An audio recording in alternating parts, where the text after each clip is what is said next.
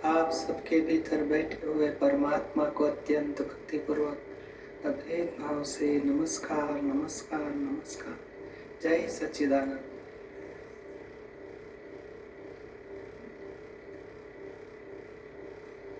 पहली बार आने वाले कौन कौन है? उसमें से टीवी में सत्संग देखते हो, इंटरनेट से? बहुत अच्छा। टीवी में तो बहुत सारी बातें लोगों के प्रश्नों में समझने मिलते हैं, सुनने मिलते हैं। आज प्रत्यक्ष मिलते हैं। हमारी भी कुछ उलझने होगी, धर्म संबंधी, अध्यात्म संबंधी या व्यवहार संबंधी, जरूर पूछ सकते हैं। दादा भगवान यानी कोई व्यक्ति नहीं है। ये जो खुद बताते थे हमेशा, ये शरीर जो दिखता है ये तो A.M. पटेल है। और दादा भगवान तो भीतर वाले आत्मा जो प्रकट हुए वो दादा भगवान है। और वो भीतर वाले आत्मा की पहचान उनको 1958 में हुई। वो खुद के लिए हमेशा बताते थे, मैं तो ज्ञानी पुरुष हूँ। इसे सोना तत्व को जाने तो सुना सोनी बोला जाता है, आत्मा तत्व को जाने वो ज्ञानी पुरुष बोला जाता है। खुद के लिए बोलते मैं तो ज्ञानी पुरुष हूँ। भगवान तो प्रत्येक जीव मात्र के भीतर बैठे हुए आत्मा, वही भगवान है, वही परमात्मा है। उसी की पहचान करनी है। वो भी बचपन से यही ढूंढते थे, आत्मा कहाँ है, आत्मा क्या है, ये दुनिया किसने बनाई, भगवान क्या है, भगवान क्या करता है। और 1958 में जब ज्ञान प्रकट हुआ, सब बात अनुभव में आई। जगत की वास्तविकता बोला जाता है, जो हकीकत स्वरूप है। हम जो जगत देख रहे हैं वो तो व्यवहार जगत है, रिलेटिव जगत है। रियलिटी में क्या है वो उनकी खोज थी, और उनको सब आवरण टूटे, पूरी बात अनुभव में आई। और वही ज्ञान आज जगत में बांट रहे थे। इसी को ही अक्रम विज्ञान बोला जाता है। स्पिरिचुअल साइंस है ये, कोई नया धर्म या नया रिचुअल्स ऐसे कुछ नहीं है, कोई नया संप्रदाय नहीं है। और जो मूल पुरुषों की बात थी, जो कृष्ण भगवान ने अर्जुन को ज्ञान दिया आत्मा का, आत्मावत सर्वभूतेषु, वो दृष्टि अर्जुन को प्राप्त करा दी। अर्जुन को ये भी बताया कि तू खुद अर्जुन नहीं, खुद ही आत्मा हो। खुद के लिए भी बताया कि हे अर्जुन, तू जिसे कृष्ण कहता है वो मैं नहीं हूँ। ये तो पंच महाभूत का बना हुआ शरीर विनाशी है। मैं तत्व स्वरूप से अविनाशी हूँ, मुझे पहचान। जो खुद जो थे उन्हीं को पहचानना था, और वो तत्व स्वरूप आत्मा वही भगवान थे।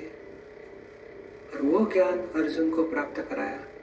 न तो उनके पास नाम स्मरण कराया, न भक्ति करवाई, न वैराग्य लेने को कहा। बात सब बताइए, भक्ति श्रेष्ठ है, वैराग्य श्रेष्ठ है, नाम स्मरण श्रेष्ठ है, ध्यान श्रेष्ठ है, योग साधना श्रेष्ठ। अर्जुन के पास कुछ नहीं कराया। उन्हें अर्जुन को ऐसा ज्ञान दिया, तत्व ज्ञान दिया। अर्जुन की दृष्टि जो मिथ्यात्व विनाशी दृष्टि थी वो छूट गई, अविनाशी आत्मा की दृष्टि प्राप्त हो गई। बाद में लड़ाई के कर्म पूरे किए, फिर भी अकर्म दशा, कर्म करते हुए अकर्म दशा अर्जुन को प्राप्त हुई। तो मूल पुरुषों की ये बात है। रामचंद्र जी को भी वशिष्ठ मुनि के पास यही ज्ञान प्राप्त हुआ था। आप दशरथ के पुत्र नहीं हो, अयोध्या के लक्ष्मण के भाई नहीं, मगर आप खुद ही ब्रह्म हो, खुद ही पर ब्रह्म हो। जीव और शिव का भेद मिट गया तो खुद ही शिव है, चिदानंद रूपो शिवोहम शिवोहम। तो ये बात सभी मूल पुरुषों ने ये बात बताई थी। महावीर भगवान ने भी यही बात बताई कि देह स्वरूप विनाशी है, आप खुद ही आत्मा हो, आत्मा स्वरूप अविनाशी है। उसकी सम्यक दर्शन उसको बोला गया। आत्मा दर्शन यानी सम्यक दर्शन, अविनाशी आत्मा की पहचान करो। दादा भगवान की भी मूल बात यही है, सेल्फ को रियलाइजेशन करो। मैं खुद कौन हूँ उसकी पहचान करनी है। जो जीवन में जन्म होने के बाद नाम दिया जाता है, आप दीपक हो, इनके पुत्र हो, इनके भाई हो, इनके अंकल हो, ये सब व्यवहार की बातें हैं। रियल में आप कौन हो उसी को पहचान करनी है। और वो नहीं पहचाना, वहां तक सब प्रकार के दुख है, चिंता है, टेंशन है, कर्म बंधन चालू ही है। रात को सो जाएगा तो भी मैं ही दीपक हूँ, मैं सो गया, कर्ता भाव मैंने किया, वही अहंकार अहंकार है, वहां तक सब कर्म बंधन चालू ही है। और मैं खुद कौन हूँ, करता है कौन, कराने वाला कौन, ये ज्ञान प्राप्त हुआ तो अहंकार चले जाएगा, कर्म बंधन से मुक्ति की शुरुआत होगी।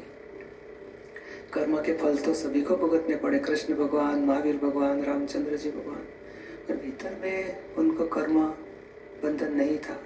और वो ज्ञान हमें प्राप्त करना है कि कर्म फल तो भुगतने ही पड़ेंगे, खुशी से भुगतो या दुखी होकर भुगतो, मगर भुगतने तो पड़ेंगे ही पड़ेंगे।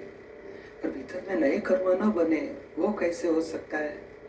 और उसी को ही अध्यात्म विज्ञान बोला जाता है। जीवन में हम पूजा पाठ भक्ति साधना सब करते, उसको धर्म बोला जाता है।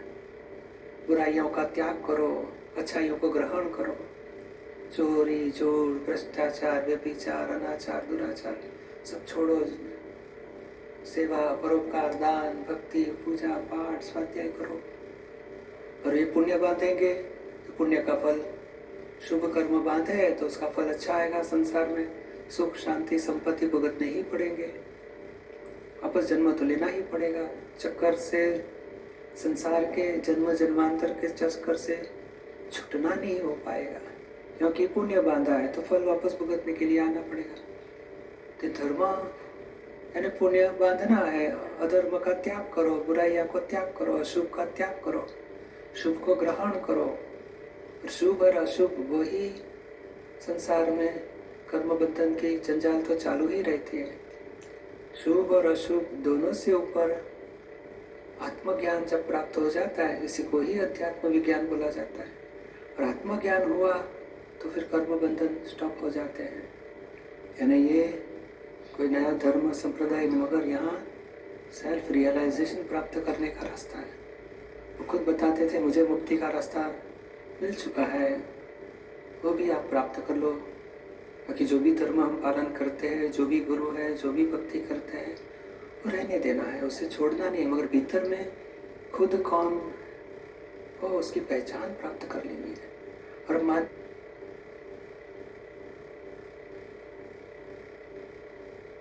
हैपन्स हो रहा है, ये हिट हैपन्स हो रहा है, उसको मानते कि मैंने किया, और वही कर्म बीज गिरते हैं। वो कैसे बंद किया जाए? सच्चा कर्ता कौन है और मैं खुद कौन हूँ, उसी की पहचान हमें प्राप्त करनी है। और वो पहचान हो गई, वो जागृति में रहना है।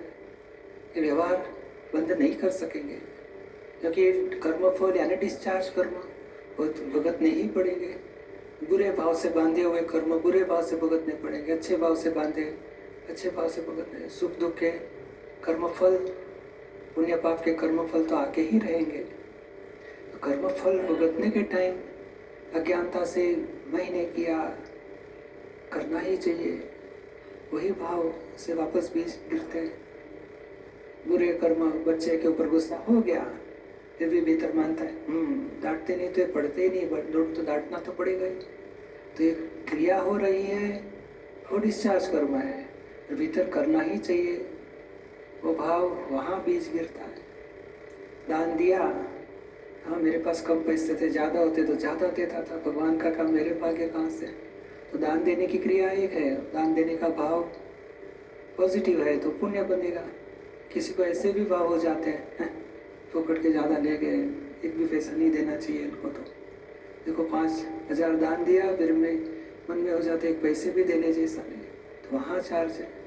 वो चार्जिंग मनुष्य को जागृति में नहीं रहता, इसके वजह से बुरे अच्छे कर्म दिन रात चार्ज होके ही रहते हैं। वहाँ जागृति हमें प्राप्त करनी है कि ये कैसे बंद हो जाए, चेंज हो जाए या स्टॉप हो जाए। और दादा भगवान ने ये रास्ता बताया है। क्रिया बंद नहीं कर सकोगे। जीवन व्यवहार है, पति पत्नी, माँ बाप, बच्चे, नौकरी, धंधा, उसको चेंज नहीं करना है, पर भीतर में समझ प्राप्त करनी है, जागृति प्राप्त करनी है।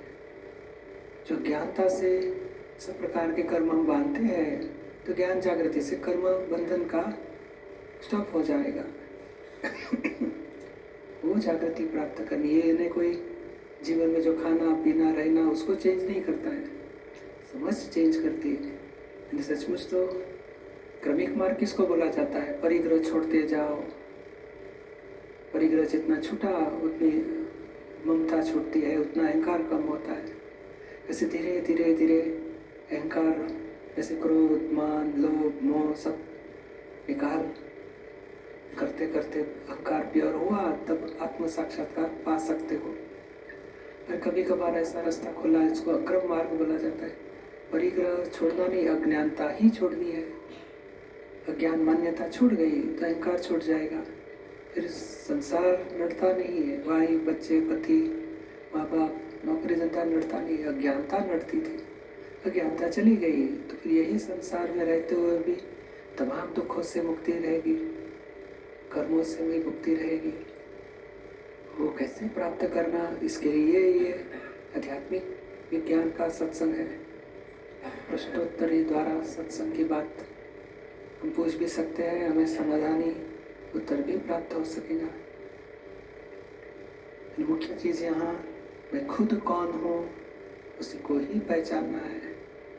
क्योंकि किसी ने अपमान किया तो भीतर में सारे रात दिन पट्टी चालू हो जाती, मैंने क्या बिगाड़ा, मेरा क्यों बुरा बोलता है, मगर मैं कौन इसमें? वही अज्ञानता से अहंकार खड़ा हो गया है। अहंकार से अपमान का बहुत दुख लगता है। सम्मान किया तो खुशी खुशी लगती है, अपमान किया तो दुखी दुखी होता है। और मान अपमान मेरा है ही नहीं, मैं जुदा हूँ। वो जागृति प्राप्त हो गई तो फिर कुछ दुख नहीं है। और वो जागृति प्राप्त करनी है, फिर संसार में रहो, मान का सुख नहीं है, अपमान का दुख नहीं, खुद के आत्मा का आनंद में रह सकोगे। भीतर में मुक्ति, आनंद खुद का ही आत्मा का स्वरूप हो जाएगा। थोड़े कुछ प्रश्न आए हैं, हम लेते जाएंगे, उसे आध्यात्मिक दृष्टि से उसका समाधान भी हम प्राप्त कर सकेंगे।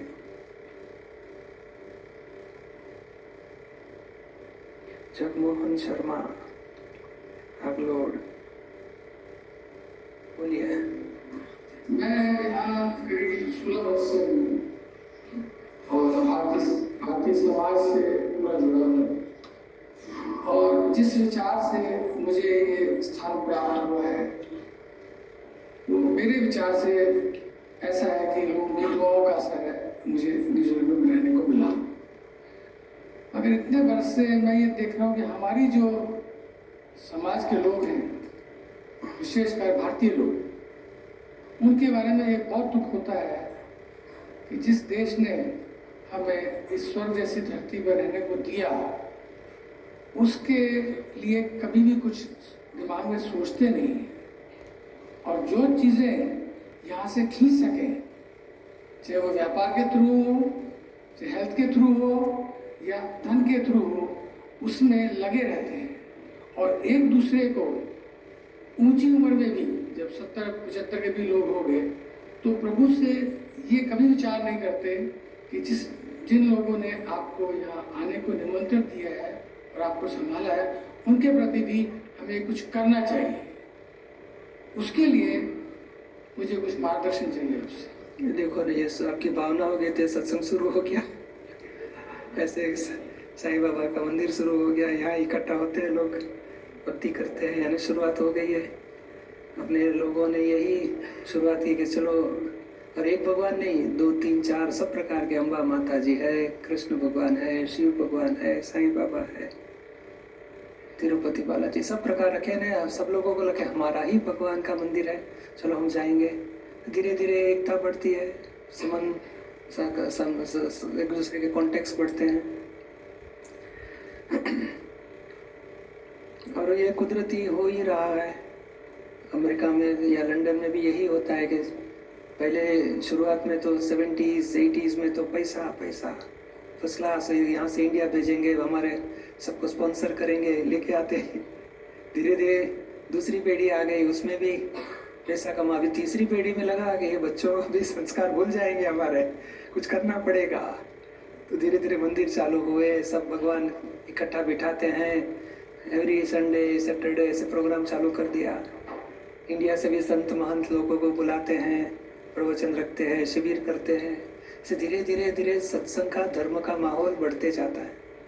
और वही बच्चों को तो छोटे छोटे प्रोग्राम भी बच्चों के लिए भी करते हैं। यहाँ भी हम लोग भी वही करते हैं, बच्चों का भी एक प्रोग्राम अलग करते हैं, यानी छोटे बच्चों का, बड़े बच्चों का, सबके लिए अलग अलग प्रकार के प्रोग्राम करने से सबको इन्वॉल्वमेंट होता है। इसको सच्ची समझ इंडियन संस्कृति की, हमारे धर्म की, अध्यात्म की सब समझ उनको मिलती जाएगी, तो धीरे धीरे बढ़ेगा।